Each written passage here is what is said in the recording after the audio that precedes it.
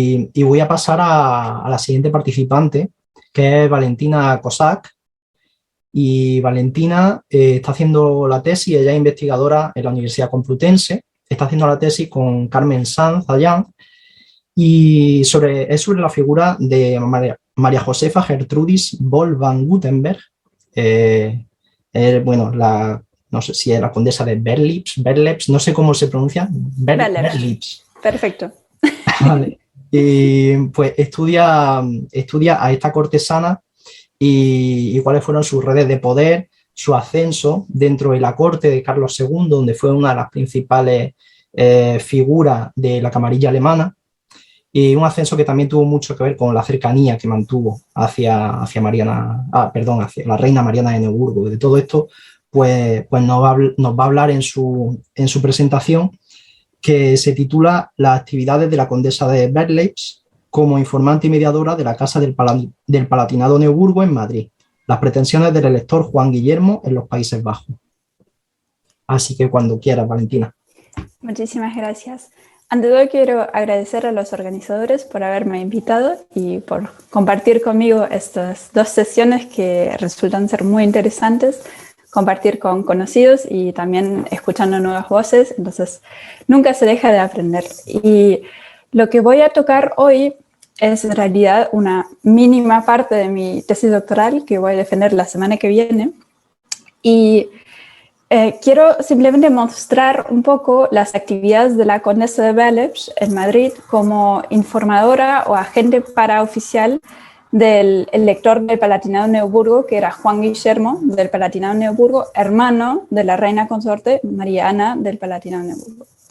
Y voy a retomar un poco esas ideas que se abordaron de hace falta, hasta qué punto se puede asegurar que la reina consorte foránea mantiene la lealtad del rey o mantiene sus lazos con su familia paterna, y también ver un poco como el entorno de esas personas, un poco lo que tocamos ayer, que no tienen puestos, vamos a decir, oficiales, puede llegar a mantenerse, puede llegar a ascender, puede llegar a obtener un poder que yo llamo paraoficial, no oficial, tiene muchas denominaciones, y que pueden tener un papel tanto político como diplomático y en cuestiones mucho más amplias de lo que uno puede pensar a atribuir a estos personajes.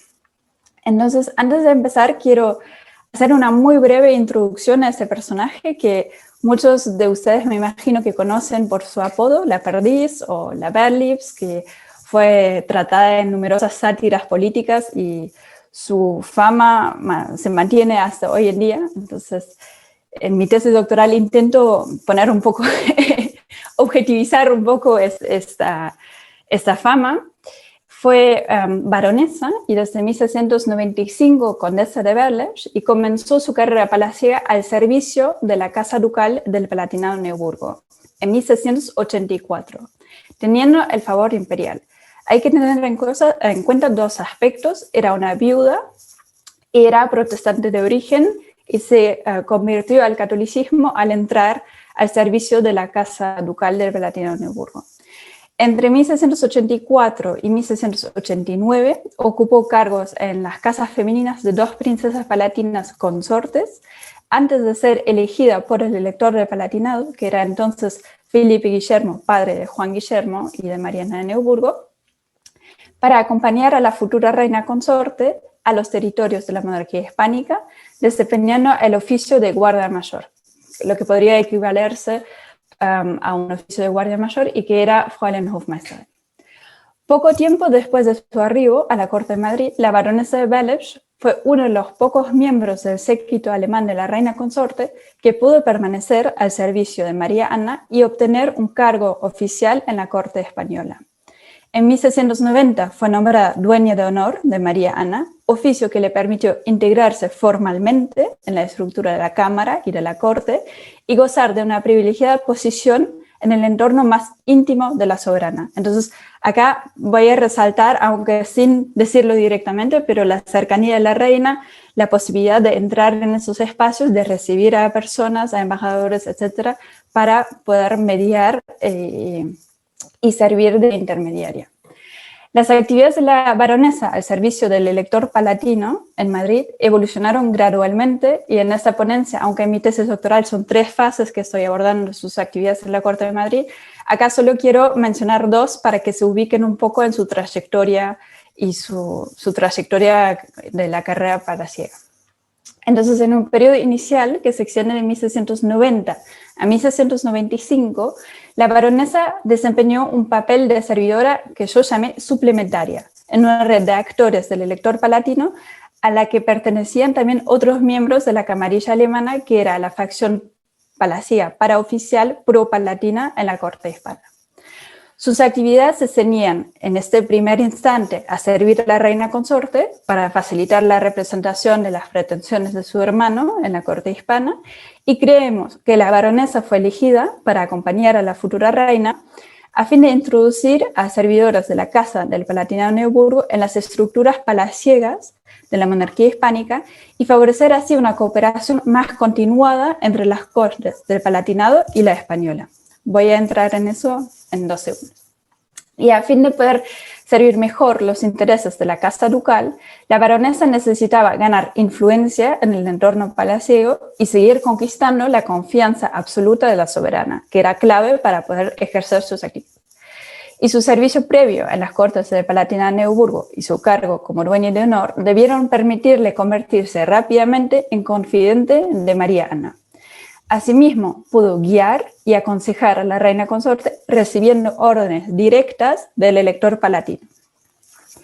Por todo ello, parece que sus actividades en la facción paraoficial, denominada la camarilla alemana, estuvo sujetas a su anhelo de servir a la casa ducal y le permitieron desempeñar un papel valioso en torno a la comunicación de ciertos miembros de la red familiar del Palatinado-Neuburgo con la soberana.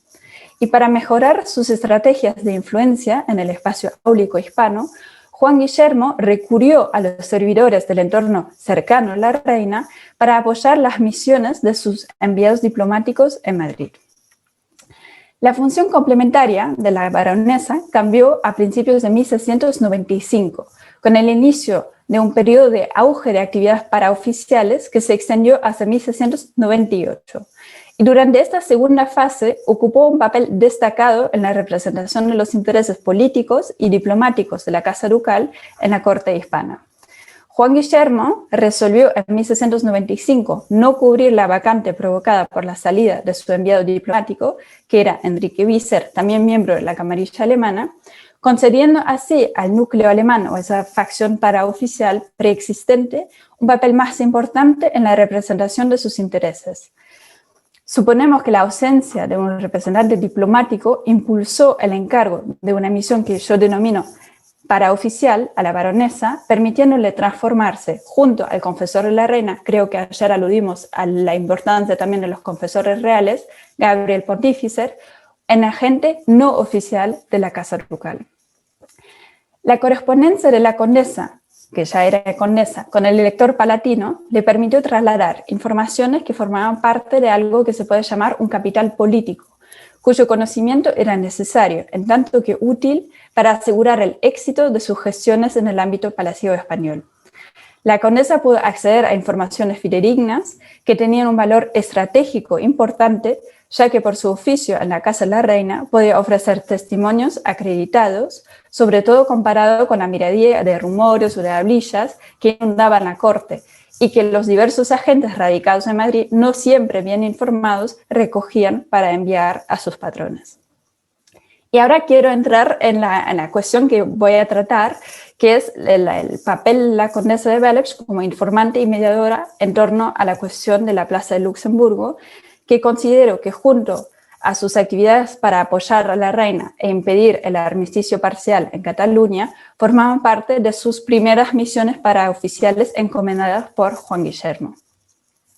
Entonces, en el contexto de la Guerra de los 9 años, en 1697, se hizo evidente la necesidad de intensificar la defensa de los intereses imperiales en la corte española, pues el rey de Inglaterra y las Provincias Unidas deseaba concertar la paz con Francia a pesar de sus compromisos con el emperador. En las proposiciones hechas por Luis XIV se sugirió reconocer a Guillermo III como legítimo rey de Inglaterra si éste no enviaba una escuadra aliada para defender la plaza de Barcelona en 1697.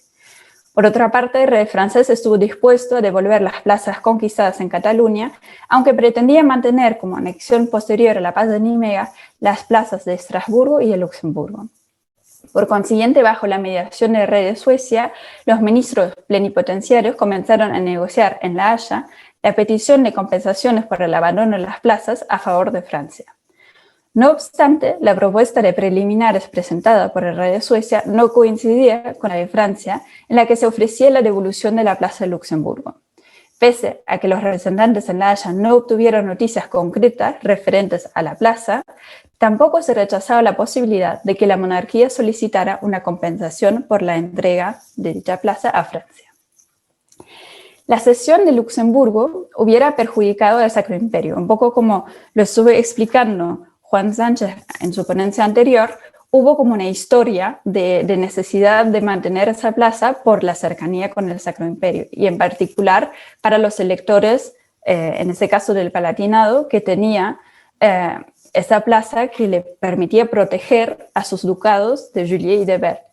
Entonces, en una carta a su embajador imperial en Madrid, el emperador dice, cito, «También debe hacerla desistir a España de la cesión de Luxemburgo, que suma en total 400 ciudades, villas, lugares, y que es clave de los Países Bajos, de los cuales se apoderaría el francés sin dificultad si quedase ahora en sus manos». De la misma manera, una carta de un anónimo destinada a Juan de la Rea describía la relevancia que tenía Luxemburgo para los intereses políticos del Sacro Imperio. Cito de vuelta. «Suponiendo que importa más para nuestro interés un equivalente en Flandes que no Luxemburgo, pero como los alemanes les es de más utilidad aquella plaza por la cercanía de Alemania, desean sea esta la que se restituya, aunque en Flandes quedemos de cualquier manera». Termino la cita. Por lo tanto, impedir el abandono de esta plaza significaba amparar los intereses de la Casa Ducal y favorecer la estrategia política imperial en los Países Bajos. A tal efecto, el elector advirtió a María Ana y a su camarilla que el gobernador de los Países Bajos, que era el elector de Baviera, Maximiliano II Manuel de Wittelsbach, había iniciado una negociación secreta con Francia a fin de recibir una compensación favorable a sus intereses en caso de que la monarquía abandonara la plaza de Luxemburgo. En la misma línea se situaba también el conde Lobkowitz, quien sospechaba que el elector de Baviera tenía un acuerdo secreto con Francia para recibir una compensación por el abandono de la plaza. Entonces, con el objetivo de contrarrestar las negociaciones en La Haya y defender los intereses de la Casa Ducal, Juan Guillermo había enviado al canciller Visser, que era hermano de su antiguo enviado palatino en Madrid, Enrique Visser, entre 1692 y 1695, a tratar secretamente con el gobernador francés de Luxemburgo, que era el marqués de Harcourt, para concertar un acuerdo favorable a los intereses de la Casa Ducal y de los Habsburgo de Viena. Por otra parte, recurrió a su red familiar del Palatinado-Neuburgo para asegurarse el amparo de su hermana, María Ana, y prevenir la cesión de las plazas en el marco de las negociaciones de la paz. Juan Guillermo también encomendó directamente a la condesa de Belleche la tarea de apoyar a la reina consorte en la gestión de la conservación de la plaza de Luxemburgo. El emperador y el elector palatino instaron a sus representantes diplomáticos oficiales y paraoficiales a ayudar a la soberana y mantenerla informada sobre las negociaciones de las plazas de Luxemburgo y de Estrasburgo para que pudiera representar mejor los intereses de los Habsburgo de Viena en Madrid. En este crucial asunto, la condesa sirvió como mediadora directa entre la Casa Ducal y la reina consorte en su misión de convencer al rey de no ceder este territorio que era de tan gran importancia para los Países Bajos y la seguridad de los ducados de Juliers y de Berg. Cito solo un extracto de una carta del elector palatino a la condesa de Belleche que dice: «La ruega apoye las peticiones que dirige a la reina». El 17 de agosto de 1697, ante los sucesos bélicos en Cataluña y la pérdida de Barcelona, el elector palatino dio instrucciones a la condesa de continuar con su labor para evitar la entrega de Luxemburgo y de Chimay a Francia. Las actividades de la condesa y su misión paraoficial permitieron reforzar los intereses del elector palatino en la corte española y, por tanto, compensar la presión que Francia y los aliados ponían sobre Carlos II para concertar un armisticio parcial. A finales de agosto y mediados de septiembre, Juan Guillermo reiteró sus órdenes para la condesa, insistiendo en la importancia de que trabajara junto a la reina para evitar que la monarquía abandonara la plaza. En un escrito posterior, la condesa reveló que María Ana había puesto gran empeño para mantener la Plaza de Luxemburgo y que enviaba en cifrado la patente de gobierno del Ducado de Luxemburgo a favor del conde de Hotel. Y acá quiero hacer hincapié porque la recomendación del conde de Hotel fue asimismo un logro para los intereses de la Casa Ducal, pues Juan Guillermo lo recomendaba desde 1694. El conde de Hotel era el conde de Elteren, también conocido como Jean-Frédéric Baron de Fogelsang, primer conde de Hotel, un servidor fiel de la Casa del Palatinado-Neuburgo que quería que sirviera en los territorios de la monarquía hispánica. El conde de Hotel había asistido a la reina consorte durante su viaje a España, incorporándose en Nuremberg a su séquito. Una vez llegado a la corte de Madrid, sirvió al elector averiguando quiénes eran los ministros que mejor podían servir los intereses de la Casa Ducal y una vez regresado, porque el elector palatino reclamó su retorno el 20 de mayo de 1690, Juan Guillermo reiteró la importancia de que se consiguiera, cito, el gobierno de las armas de Lieja o algo similar para el conde de Hotel. Repitió en julio del mismo año que no se descuidara la gestión a favor de dicho conde.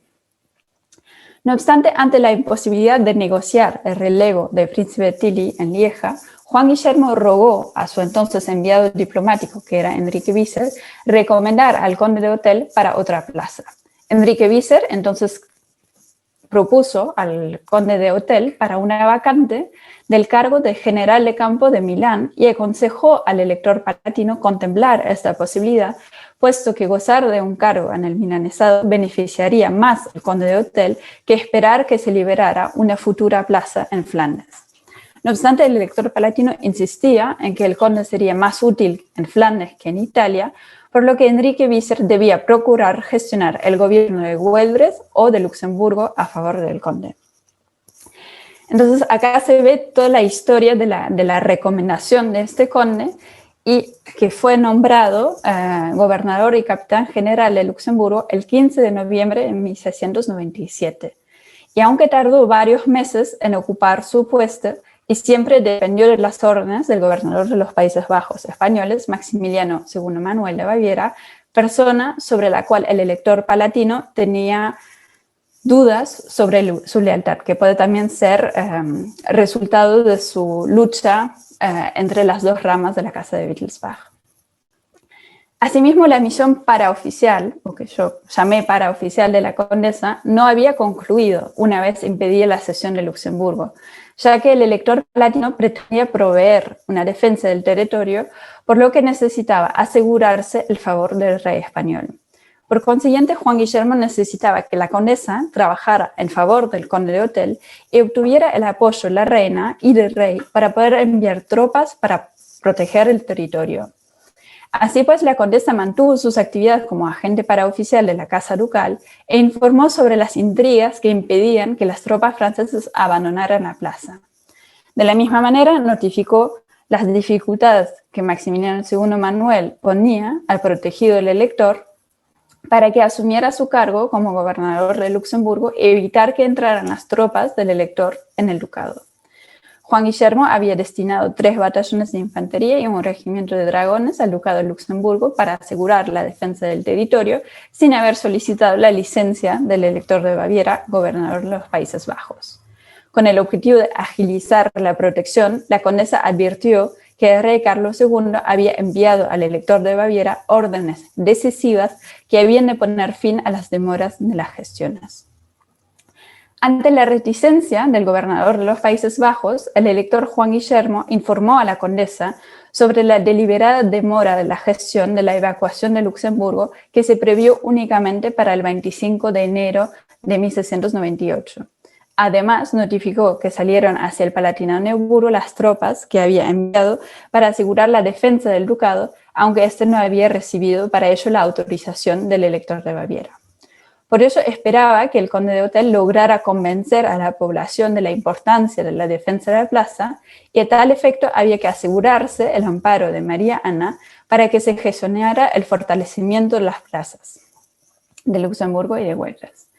En su siguiente carta, Juan Guillermo advirtió nuevamente sobre la extraña conducta del gobernador de los Países Bajos, que no se ocupaba de las gestiones relativas a Luxemburgo ni contestaba a los despachos enviados por su gobernador.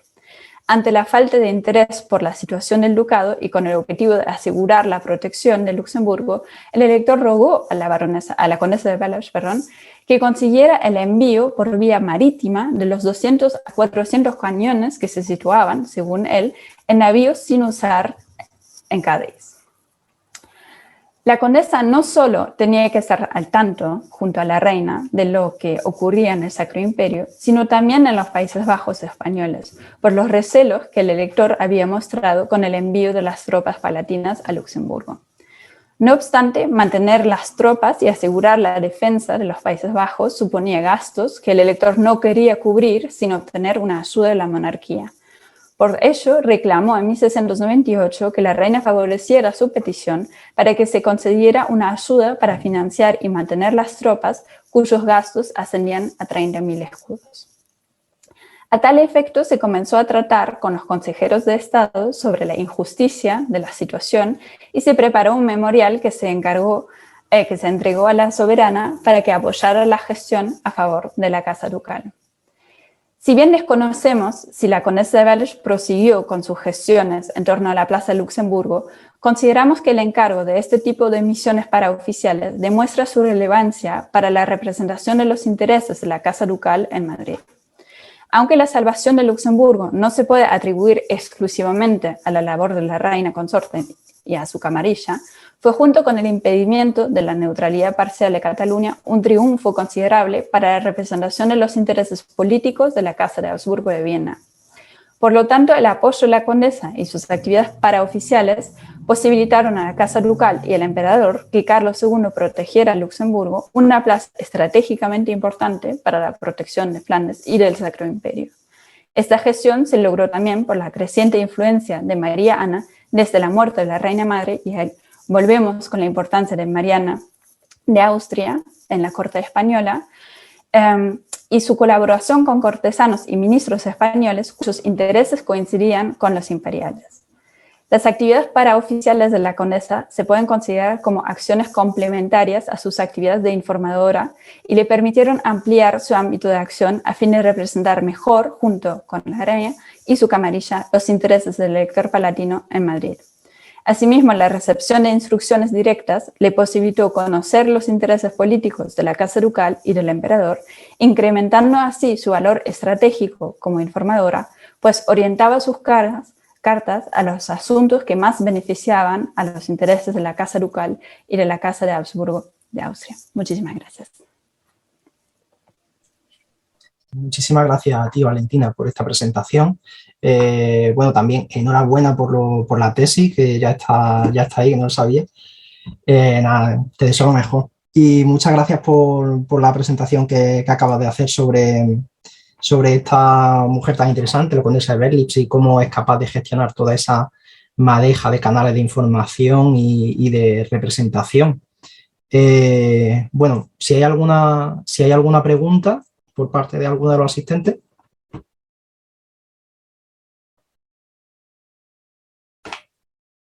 Si no, pues empiezo yo. Quería preguntarte, no sé si lo he entendido, vale, no sé si lo he entendido bien, aparte de la condesa, ¿había gente en Madrid, también agentes del elector palatino, fuera del ámbito del palacio?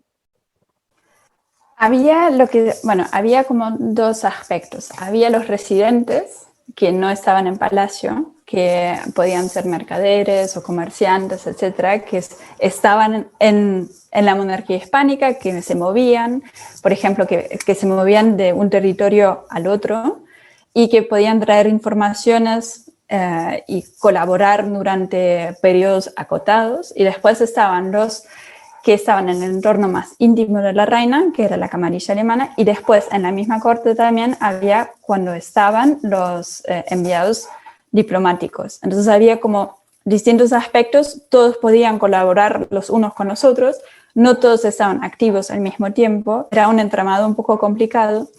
Por eso hablo de 3 fases, porque, por ejemplo, en la primera fase de 1690 a 1695, la baronesa de Velebs colaboraba principalmente con los enviados diplomáticos del elector palatino y con los residentes.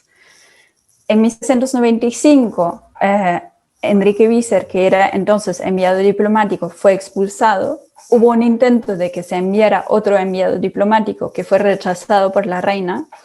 Y entonces entre 1695 y 1698, el elector palatino rechaza volver a enviar a un enviado diplomático. Entonces en ese momento los que eran los residentes que no tenían un cargo oficial y la camarilla alemana que representaban de forma paraoficial los intereses de la casa ducal, representaban los intereses, decimos, en el ámbito cortesano y en el ámbito de la monarquía hispánica. Y después en el 98 hubo una nueva designación, el marqués de Arriberti, que fue enviado directamente por el elector palatino a Madrid para representar de forma oficial ante el rey sus intereses. Entonces hubo como distintas facetas. Un cambio constante de estatus. Sí, constante. Y esta diversidad también de representantes se refleja también en La Haya, porque imagino que también ejercería presión diplomática, ¿no? El elector palatino. Me imagino que sí. Yo no toqué los Países Bajos porque ya lo que intenté hacer en la tesis es ver la trayectoria vital de la condesa en las distintas cortes. Entonces empiezo en Düsseldorf y termino en Viena para ver un poco su trascendencia. Pero una compañera mía que escribe también con la profesora Sansayán escribe sobre el Marqués de los Balbases. Y ella creo que va a tocar su fase cuando estaba en La Haya y sobre todo cuando estuvo acompañado por su esposa y la importancia de las mujeres en la representación de los intereses de forma secundaria, por ejemplo, por obras de teatro, etc. Entonces, vamos a decir, el soft power de las mujeres, de los embajadores y de la familia para representar los intereses. Pero yo personalmente no lo toqué. Me imagino que habrá también distintas capas, vamos a decir, de representantes, porque todos los que vinieron no eran de Düsseldorf, eran, por ejemplo, los Países Bajos, eran del sur, eran de Baviera, eran de Austria, por ejemplo, de Tirol. Entonces había como de distintos lugares que podían llegar a servir al elector palatino en algún momento de la vida y por eso fueron recomendados y, por ejemplo, viajaron entre las cortes, entonces podían llevar información, etcétera, porque siempre era un viaje entre comillas, peligroso porque cruzaba el territorio del enemigo. Entonces, si uno quería enviar, por ejemplo, yo toqué también el envío de regalos redundante y constante entre los hermanos, que era para consolidar y asegurar la colaboración entre los hermanos. Entonces, todo eso fue hecho por enviados que viajaban de Madrid, Düsseldorf, Düsseldorf, Madrid, Madrid, Düsseldorf, etcétera, etcétera, constantemente. Entonces, me imagino que en La Haya habrá también algo así. Muchas gracias. Carlos también tenía una pregunta. Sí, hola, ¿se me escucha? Sí, perfectamente. Vale. Yo tenía dos cuestiones que quería plantear. Quería plantear primero si todo este proceso, toda esta comunicación que mantiene la baronesa es solo con los miembros del Palatinado y con los emisarios del Palatinado y con el duque, o también se extiende por el resto de estados alemanes e incluso de otras casas extranjeras. Y la segunda pregunta era si esto a ella a la larga le ha reportado algún tipo de beneficio a ella o a su familia o a sus descendientes de manera más material que la confianza de la reina. Muchas gracias. Muchas gracias, Carlos. Voy a empezar por la primera pregunta. No solo es con la Casa de Palatinado-Neoburgo. Ella, por ejemplo, en mi tesis analizo una extensísima correspondencia con los embajadores de Harrach, padre e hijo. Había correspondencia con otros miembros de la familia, pero yo encontré esos dos bloques que eran creo que más de 300 cartas y me centré en eso y ya me pareció mucho para analizarlo a fondo. Pero seguramente habrá más. Estoy segura de no agoté el tema porque un personaje que tiene un papel tan importante tiene que haber correspondido con otras personas. Y lo que tenemos que tener en cuenta, no siempre fue una correspondencia directa. Por ejemplo, ella recurre mucho al confesor de la reina también para representar sus intereses. Entonces, ella escribe al confesor, que pueden ser notas, no son cartas, entonces son notas en palacio en las que escribe, hoy traté eso y antes de acostarme quise remitirle esta información. Podría representar mis intereses ante XXX. Y eso amplía aún más la red de contacto, porque no eran solo contactos directos, sino también secundarios. Eso por lo uno. Y por lo segundo, obviamente que tuvo beneficios. Entonces, ningún servicio era gratuito. En su caso, ella obtuvo el título de condesa imperial en 1695, que estuvo directamente vinculado con sus actividades. Entonces, se puede ver el inicio de la segunda fase de sus actividades directamente vinculado con su ascenso nobiliario. Eso por un lado. Por otro lado, amparó las carreras de sus dos hijos, que tuvieron carreras eclesiásticas y palaciegas en los territorios del Sacro Imperio y de la monarquía hispánica, amparados tanto por el elector palatino como por el emperador directamente y la reina consorte. Y hasta pudo amparar las carreras y las actividades de sus sobrinas. Entonces se ve que no era solo para ella directamente, sino que quiso asegurar también las actividades de sus descendientes. Y entre otras cosas, ella terminó con una recompensa, que era una recompensa por sus servicios, porque ya no era algo que se podía estimar como un instrumento valioso para representar la causa imperial en Madrid. Entonces, cuando sale de Madrid, lo que defiendo o voy a defender en una semana será que no fue una caída en desgracia su salida de Madrid, pero que ya no era un instrumento valioso para representar los intereses de la causa imperial en Madrid. Entonces fue como una retirada, una caída estratégica para apoyar a la reina consorte. Y ella se retira al Sacro Imperio, eso sí, pero obtiene un cargo, aunque sea honorífico, pero en la casa de la emperatriz, que era hermana de la reina consorte, termina su carrera como princesa abadesa, Gefürstetäbtissin. O sea que ella tenía su propio gobierno sobre una abadía en Praga y puede comprarse su Reichsfrei, que es también, ella es gobernadora de un territorio en el Sacro Imperio directo, o sea que tiene dependencia directa del emperador, no es vasalla, o sea, es vasalla, pero directamente el emperador, en Millenong. Entonces no es para nada una carrera que se estanca simplemente con su servicio a la reina, sino que son compensaciones, lo que yo llamé un sistema de favores y de movilidad. O sea, ella se mueve de una corte a la otra, da servicios, da lealtad y mantiene durante toda su carrera su lealtad a la casa ducal y a cambio de eso recibe honores, favores, cargos, etc. Muchas gracias, me ha quedado muy claro.